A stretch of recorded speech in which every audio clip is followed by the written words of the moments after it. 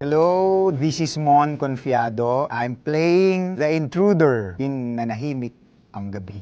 Nako, yung aking character na The Intruder ay sobrang unique talaga. Ang daming layers Very unpredictable, hindi mo malalaman kung ano ba talaga siya. I guess laging nasa question ng makakakita ng character ko sino ba to? Ano ba to? Bakit ba nandun to? Bakit ba biglang pumasok to? Very challenging talaga siya. Napakagandang character na isinulat ni Direk Shugo. Nung una kong nabasa, yun na-amaze ako at hindi ko siya mabuo nung una. Kasi hindi siya typical kontrabida. Marami siyang nire-require na emotions para ma-justify yung kanyang pagkakontrabida. Dahil pag gumaganap ako ng kontrabida, laging kakampi ko yung kontrabida Kontrabida siya sa point of view ng mga audience, pero yung sa akin, may dahilan kaya siya naging kontrabida. Aside sa given naman doon sa story yung twist ng kanyang character, kailangan ko siyang paghandaan at kailangan ko siyang maramdaman. Sa pelikula, laging binabanggit ang 40 araw at 40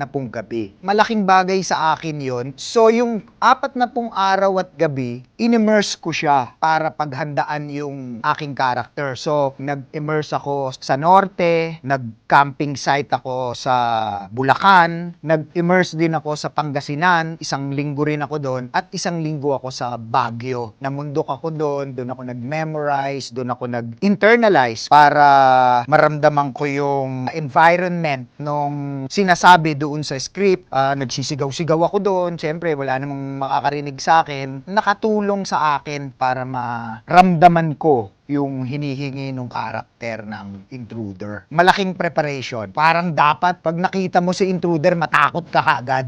Hindi ka tatanungin ito kung bakit. So dapat bulaga talaga yung wala na.